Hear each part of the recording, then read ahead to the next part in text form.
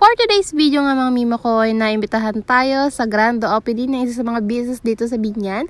So ayan, napasama pa nga tayo sa photo op. O diba? Shala! At syempre dahil pagkain yan, tara mukbangan na!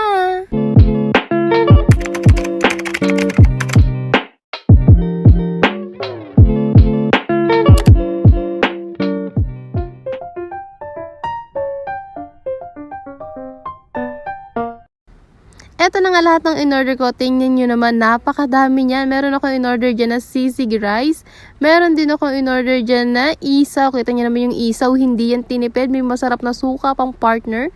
At yung kanilang sisig burger na naka buy one take one. Syempre, hindi papahuli yung ating isaw na meron kasamang sili.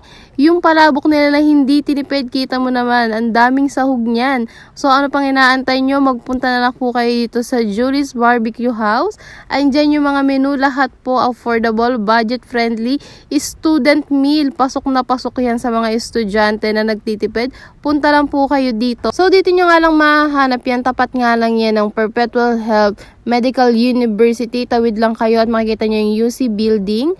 At pagpasok nyo nga dyan sa UC building na yan, nandito lang sila sa first floor or ground floor. Makikita nyo na yung Julie's Barbecue House.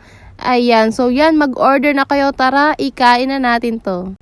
First, syempre, hindi mawawala yung ating sisig rice dyan. Napakasarap ng sisig mga mima ko, lalo na paglalagyan mo ng kalamansi at meron niyang sili. First bite, tara, kain tayo! Yummy! Second bite, para sa'yo to. At syempre, yung third bite, para sa akin na yun kasi may sili yan. Sino namang hindi matatakam dito sa kanilang isaw na merong panalong suka na kasama? Sobrang sarap ng sausawan nila na yan. Tapos yung isaw, kulang na lang pati yung buong stick magkaroon ng isaw. O diba? Tuwang-tuwa si ate mong girl kasi nga sobrang sarap niyan. Panalo talaga tong isaw nila na merong suka, tapos may sili, may pipino. Ang sarap mo be. Ay, iba. Kung katulad nga kita na naghahanap or favorite yung maanghang, itry nyo tong adobo nila na isaw. Super sarap. Be, parang kulang. May kulang talaga. Shot po no. Hindi na nga ako nakatiis dyan at kumuha na ako ng kanin tapos adobong isaw. Ate, lanta ka na to. Kung naghahanap ka nga dyan ng budget-friendly na sisig burger, eto na yung kanila pang malakasang buy one take one. Hindi yan tinipid, betting na mo naman ang dami-daming laman yan sa loob. Oh, hindi ito yung burger na unang kagat, tinapay agad ah. Pagkagat mo nga, ayan, ang sisig umaapaw sa laman. Sarap. Siyempre, hindi yan magiging Julie's Barbecue House kung walang barbecue. Ito nga yung barbecue na hindi ka madidisappoint sa lasa, sa laki, at sobrang affordable nga ng presyo niyan. Kaya ano pang inaantay nyo, tara sa Julie's Barbecue House.